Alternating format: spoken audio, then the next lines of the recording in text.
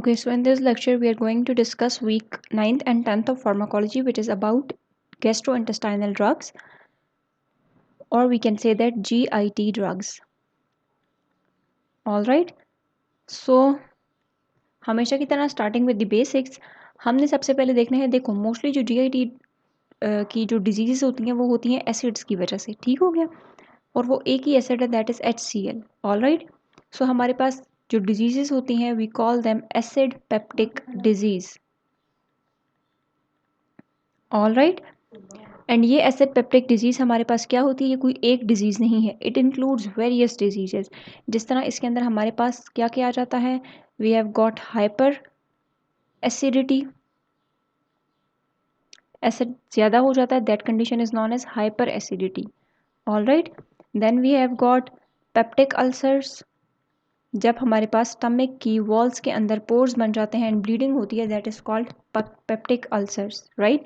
Then इसके अलावा आपके पास GERD भी आ जाता है. What is GERD? Gastro oesophageal reflux disease. बाजू का ऐसे होता है कि ये जो हमारे पास एसिड है ये एसोफेगस के अंदर चला जाता है, that is known as gastroesophageal reflux disease. All right. So अगर हमने एसिड पेप्टिक डिजीज़ को ट्रीट करना है, so we have to treat these diseases first. ठीक है, जब हमें ये डिजीजेस ट्रीट हो जाएंगी, सो एसिड पेप्टिक डिजीजेस खुद ही ख़त्म हो जाएंगी. Right. So the second topic is drugs for treatment of acid peptic disease. Acid peptic disease के लिए कौन सी ड्रग्स हम यूज़ कर सकते हैं. ठीक है. सो देखो हमने देखा ना कि ये सारी चीज़ें बेसिकली हो किस वजह से हो रही हैं, इनके पीछे जो मेन रीज़न है that is acid. All right. So हम उस एसिड को कम कर सकते हैं. ठीक है, या तो हम ऐसे कर सकते हैं कि उस एसिड को हम कम कर सकते हैं, या हम उस एसिड को न्यूट्रलाइज कर सकते हैं. ठीक है, या हम जो अगर फॉर एग्जांपल अल्सर बना हुआ है तो उस अल्सर को प्रोटेक्ट कर सकते हैं. ठीक है. सो क्या क्या तरीके हो सकते हैं. फर्स्ट, हम ऐसी ड्रग्स यूज़ कर सकते हैं जो कि एसिड की प्रोडक्शन को कम कर दे, क्योंकि बेसिकली एसिड की वजह से ये सारी डिजीजेस हो रही हैं. So we can use that drugs which reduce acid production. All right. अब एसिड प्रोडक्शन किन किन चीज़ों को यूज़ करके कम की जा सकती है, उसमें हमारे पास हम PPIs को यूज़ कर सकते हैं. अब PPIs क्या है? Proton pump inhibitor. जब तक हमें प्रोटॉन पंप का फंक्शन नहीं पता होगा, हमें ये नहीं पता कि उसको इनहिबिट करने से क्या फ़ायदा हो सकता है या क्या नुकसान हो सकता है. ठीक है. सो आगे चल के हम देखेंगे कि प्रोटॉन पंप क्या है और हम क्यों इसके लिए इनहिबिटर्स यूज़ करते हैं. ठीक है, that are called proton pump inhibitors. All right. Then we have got H2 receptors. ठीक है, हम जाके पढ़ेंगे H2 रिसेप्टर्स का क्या काम होता है. ठीक है, और इनको ब्लॉक करने से किस तरह से HCl की प्रोडक्शन कम हो जाती है. Then we have antimuscarinics. हमें जब तक मस्क्यूरेनिक रिसेप्टर्स का नहीं पता होगा, हमें एंटी मस्क्यूरेनिक का भी नहीं पता होगा. हम देखेंगे कि किस तरह से मस्क्यूरेनिक रिसेप्टर्स के वजह से HCl की प्रोडक्शन होती है, तो उसको स्टॉप करने के लिए हम एंटी मस्क्यूरेनिक्स देते हैं. ठीक है. इसके अलावा हमारे पास होते हैं प्रोस्टाग्लैंडिन्स. हमें प्रोस्टाग्लैंडिन का फंक्शन पता होगा तो हम इसको यूज़ करके एसिड की प्रोडक्शन कम कर सकते हैं. All right. So these drugs reduce acid production. याद रखना है, PPIs होगी, H2 रिसेप्टर्स के लिए हम H2 ब्लॉकर्स को यूज़ करेंगे, एंटी मस्क्यूरेनिक यूज़ करेंगे और प्रोस्टाग्लैंडिन्स. हमें पता है ना ड्रग जाके बेसिकली कहाँ पे एक्ट करती हैं, ड्रग्स जाके रिसेप्टर्स पे एक्ट करती हैं. सो हम उनके रिसेप्टर्स को ब्लॉक कर देंगे, एज अ रिजल्ट हमारे पास HCl की प्रोडक्शन भी नहीं होगी. सो फर्स्ट मेथड ये हो सकता है, इनको हम डिटेल से पढ़ेंगे. राइट. सेकेंड मेथड हमारे पास ये हो सकता है कि हम उस तरह की ड्रग्स यूज़ करें which cause neutralisation of the acid. हम एसिड को न्यूट्रलाइज कर दें. सेकेंड मेथड क्या हो सकता है? Neutralisation of acid. Right. So acid को न्यूट्रलाइज हम कैसे कर सकते हैं? एसिड को न्यूट्रलाइज हम करते हैं एंट एसिड्स को यूज़ करके. Remember this point. आगे हम डिटेल से पढ़ेंगे एंट एसिड्स का मैकेनिज्म क्या है, किस तरह से ये एक्ट करते हैं, but for now remember this point. हम एसिड को न्यूट्रलाइज कर सकते हैं by the use of antacids. और याद रखना है, these antacids are just given for sudden pain relief. इनका कोई काम नहीं है, ये किसी भी डिजीज़ को, ये जो एसिड की वजह से डिजीज़ हो रही हैं, इनको ट्रीट नहीं करता है. ठीक है, ये जस्ट क्या करता है? पेन रिलीफ देता है. Okay. Then we have ulcer protectives. Ulcer protectives basically हमारे पास क्या होते हैं? ये जाके अल्सर के ऊपर बाइंड कर जाते हैं और अल्सर को प्रोटेक्ट कर देते हैं, ठीक है। That's why they are called ulcer protectives, ठीक है। इनके अंदर हमारे पास आ जाते हैं सुक्रोल्फेट,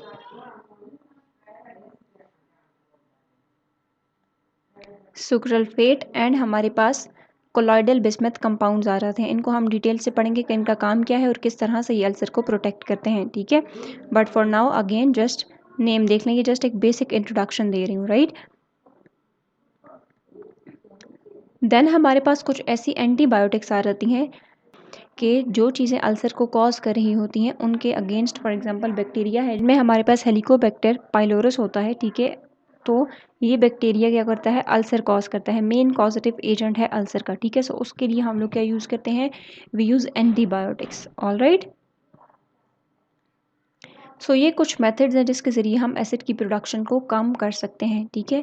हम एसिड की प्रोडक्शन को कम करके इन डिजीज़ को ट्रीट कर सकते हैं, हम एसिड को न्यूट्रलाइज कर सकते हैं by the use of antacid. इसके अलावा हम अल्सर को प्रोटेक्ट कर सकते हैं ताकि वो दोबारा और ज़्यादा फैले ना, और हम एंटीबायोटिक्स यूज़ कर सकते हैं ताकि जो एजेंट उनको अल्सर वगैरह कॉज कर रहा है उस एजेंट को हम ख़त्म कर दें, alright. So now one by one हम डिस्कस करते हैं कि सबसे पहले हमने क्या कहा, हम वो ड्रग्स यूज़ करेंगे जो कि एसिड की प्रोडक्शन को कम करें। So now we are discussing the first step, starting with the drugs which decrease HCl production, all right, okay। सो हम अभी वो ड्रग्स डिस्कस करेंगे जो कि HCl की प्रोडक्शन को कम करती हैं। अगेन जब तक आपको HCl बनता कैसे है वो प्रोसेस नहीं पता होगा तो आपको उसके स्टॉप करने का तरीका भी नहीं पता होगा, ठीक है। So first know how acid is produced. याद रखना है ये हमारे पास होते हैं, let's say this is stomach,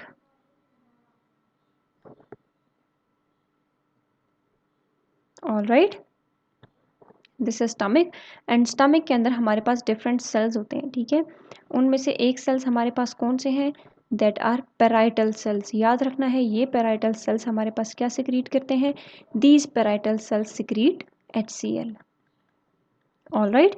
so basically होता क्या है, किस तरह से ये HCl बनता है, जब भी हम किसी खाने को देखते हैं और we smell the food, right, so हमारे पास क्या होता है, एक सेंसरी स्टिमुलस जाता है हमारे ब्रेन तक, ठीक हो गया।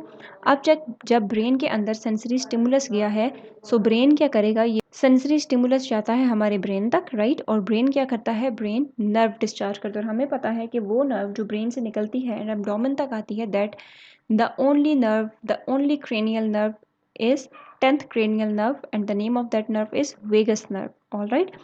सो ब्रेन से जो नर्व निकल के आती है एब्डोमेन तक वो हमारे पास कौन सी नर्व होती है, वेगस नर्व होती है। सो जो सेंसरी स्टिमुलस गया है हमारे ब्रेन तक, ठीक है, और ब्रेन ने क्या किया, ब्रेन से एक नर्व निकलती है दैट इज वेगस नर्व। अब ये वेगस नर्व क्या करेगी, ये वेगस नर्व रिलीज करेगी किसको, एसिटाइल कोलिन को, और हमारे पास कुछ दूसरे सब्सटेंस भी रिलीज करेगी जिसकी वजह से गैस्ट्रन हार्मोन बनेगा। हुआ क्या, ठीक है, सेंसरी स्टिमुलस गया कहाँ पे, हमारे ब्रेन तक, ऑलराइट। देन ये ब्रेन ने क्या किया, ब्रेन डिस्चार्जेस वेगस नर्व, ठीक है। वेगस नर्व ने हमारे पास क्या किया, वेगस नर्व ने ACH यानी कि एसिटाइल कोलिन और इसके अलावा कुछ सर्टन कंपाउंड्स रिलीज किए जिसकी वजह से इन्होंने क्या किया, इस ACH ने गैस्ट्रिन हार्मोन को सिक्रीट करवाया, ऑलराइट।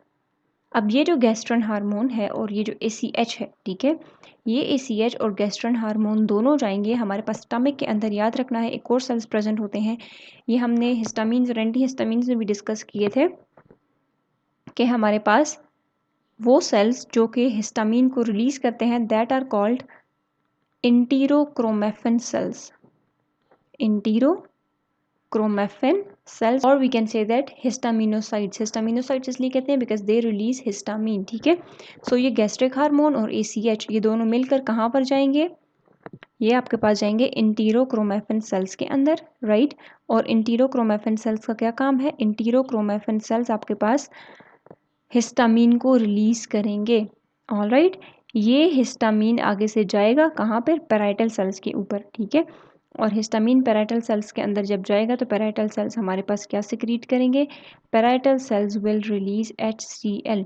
सो नाउ हमने देखा कि HCl बन गया। अब HCl बेसिकली कैसे बना है, डायग्राम के थ्रू देखो, ये आपके पास ब्रेन है, right, let's say this is brain and this is the vagus nerve. All right, अब होता क्या है, जब हमने किसी भी किस्म का फूड देखा या स्मेल किया, ठीक है, सो हमारे ब्रेन को क्या गई, स्टिमुलस किया। ऑलराइट, और ब्रेन से जो नर्व निकल के एब्डोमेन तक आ रही है, दैट इज वेगस नर्व। अब इस वेगस नर्व ने क्या सिक्रीट किया, this vagus nerve releases acetyl choline.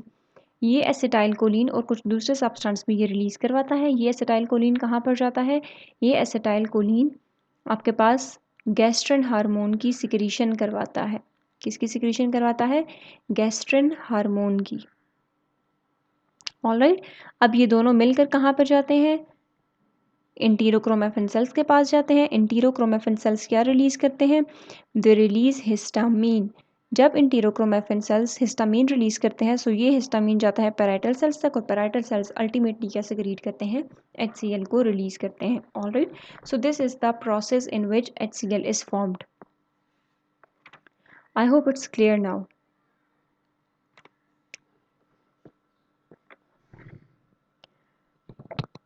Alright, अब हमारे पास HCl बन गया। नाउ अच्छा, नाउ हिस्टामीन आपके पास आया, पैराइटल सेल्स के ऊपर एक्ट किया, और पैराइटल सेल्स ने HCl को रिलीज किया। ऐसा ही है। सो हम कहते हैं ना कि हिस्टामीन पैराइटल सेल्स के ऊपर गया और एक्ट किया।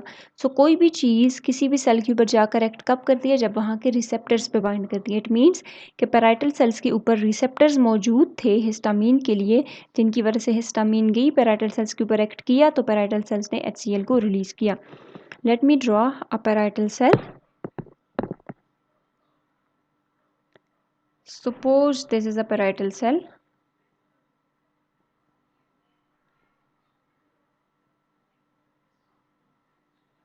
Alright, और पैराइटल सेल्स के ऊपर हमारे पास क्या प्रेजेंट है, पैराइटल सेल्स के ऊपर हमारे पास रिसेप्टर्स प्रेजेंट होते हैं। याद रखना है, पैराइटल सेल्स के ऊपर हमारे पास 3 तरह के रिसेप्टर्स प्रेजेंट होते हैं। राइट, हमारे पास मस्क्यूरेनिक रिसेप्टर्स होते हैं, we have got H2 receptors and we have got CCK cholecystokinin receptors. ठीक है, सो बेसिकली हुआ क्या, जब आपके पास ब्रेन के अंदर स्टिमुलस गया, न्यूरोनल स्टिमुलेशन की वजह से एसिटाइल कोलिन रिलीज हुआ। ऑलराइट, किसने रिलीज किया, वेगस नर्व ने। अब याद रखना है, ये एसिटाइल कोलिन जब रिसेप्टर पे जाएगा, और एसिटाइल कोलिन के लिए जो रिसेप्टर है that is muscarinic receptor. The name of that receptor is muscarinic receptor. ठीक है, जब ये आपके पास मस्क्यूरेनिक रिसेप्टर के ऊपर जाकर बाइंड करेगा, तो इससे हमारे पास क्या निकलेगा, HCl की प्रोडक्शन होगी। पैराइटल सेल्स HCl रिलीज करेंगे। याद रखना है, ये जो HCl जाकर मस्क्यूरेनिक रिसेप्टर के साथ बाइंड किया है और HCl की प्रोडक्शन हुई है, it is a minor action. All right, major action क्या होगा कि ये एसिटाइल कोलिन अब हमारे पास पैराइटल सेल्स के अलावा हमारे पास कौन से सेल्स प्रेजेंट होते हैं, we also have enterochromaffin cells. ऐसा ही है, suppose these are enterochromaffin cells. All right, so जब ये ACH आपके पास एसिटाइल कोलिन जाएगा एंटीरोक्रोमेफिन सेल्स के ऊपर, सो एंटीरोक्रोमेफिन सेल्स क्या रिलीज करेंगे, आई टोल्ड यू एंटीरोक्रोमेफिन सेल्स क्या रिलीज करते हैं, हिस्टामीन रिलीज करते हैं। ऑलराइट, ये हिस्टामीन जाकर कहाँ पे एक्ट करेगी, ये हिस्टामीन जाकर एक्ट करेगी H2 रिसेप्टर्स के ऊपर। ऑलराइट, और HCl की प्रोडक्शन ज़्यादा होगी। इसी तरह हमारे पास गैस्ट्रिन भी जो है वो आपके पास एंटीरोक्रोमेफिन सेल्स के ऊपर जाता है और हिस्टामीन की रिलीज करवाता है। All right, so on parietal cells we have got 3 receptors. We have got 3 receptors. वो कौन कौन से रिसेप्टर्स हैं, याद रखना है, हमारे पास एक होते हैं H2 रिसेप्टर्स, दूसरे हमारे पास होते हैं मस्क्यूरेनिक receptors, and third we have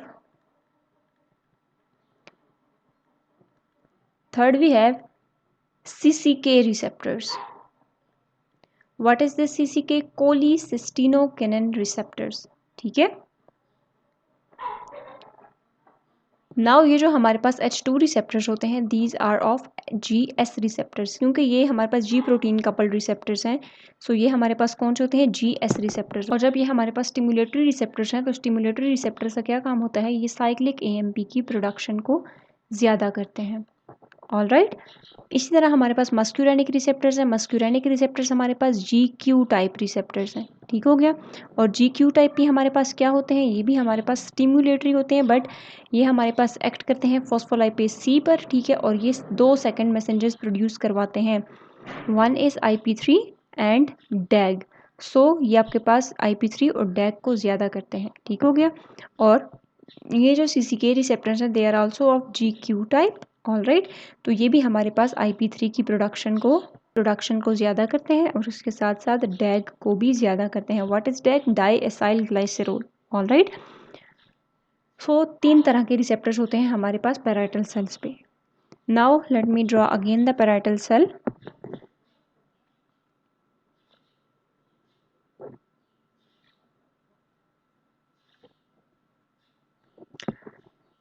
Suppose this is the parietal cell, all right.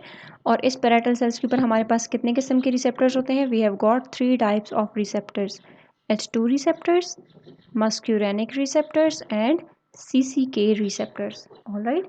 Now याद रखना है ये जो आपके पास ये वाली साइड जो है ना पैराइटल सेल्स की, this is called apical membrane, this is called apical membrane, या फिर हम इसे कैनोलिक्यूलर मेम्ब्रेन भी कहते हैं, ठीक हो गया।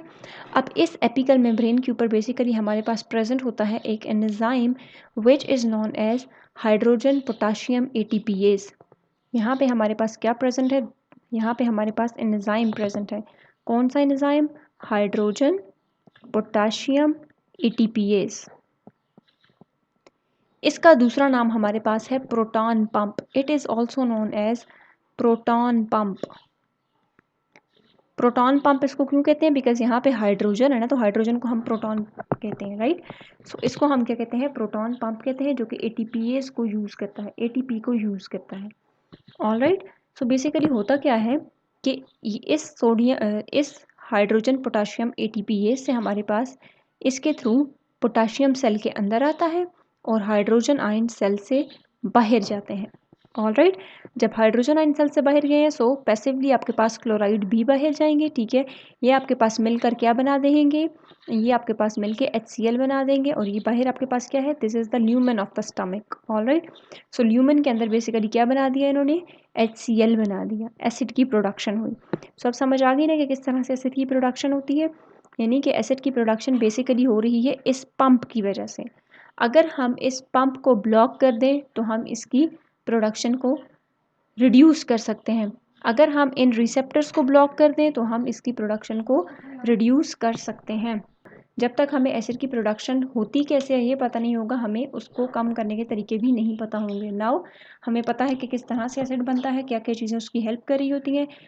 अब हम उन ड्रग्स को देखेंगे जो कि एसिड की प्रोडक्शन को सप्रेस करती हैं, all right. So now moving towards the drugs which suppresses the production of acid. हमने बात की थी स्टार्ट में, वो कौन सी ड्रग्स थी? We can use antimuscarinic drugs, क्योंकि हमारे पास कौन से रिसेप्टर्स प्रेजेंट है? मस्क्यूरेनिक रिसेप्टर्स प्रेजेंट है। सो मस्क्यूरेनिक रिसेप्टर्स के अगेंस्ट हम लोग जो ड्रग्स यूज़ करेंगे that are antimuscarinic drugs, all right. इसके अलावा हमारे पास कौन से रिसेप्टर्स प्रेजेंट है? We have got H2 receptors. So H2 blockers हम यूज़ करेंगे जिसकी वजह से H2 रिसेप्टर्स ब्लॉक हो जाएंगे और हम एसिड की प्रोडक्शन को कम कर सकते हैं। थर्ड हमने देखा कि यहाँ पे क्या प्रेजेंट है? प्रोटॉन पंप प्रेजेंट है। सो अगर हम प्रोटॉन पंप के लिए प्रोटॉन पंप इनहिबिटर्स यूज़ करें तो वो प्रोटॉन पंप को इनहिबिट कर देंगे, एज अ रिजल्ट एसिड की प्रोडक्शन भी नहीं होगी, ठीक है। सो याद रखना है ये जो एंटी मस्क्यूरेनिक ड्रग्स हैं इनकी वजह से HCl की प्रोडक्शन में कमी होती है, लेकिन कितनी होती है? सिर्फ और सिर्फ 40 to 50%, ऑल राइट।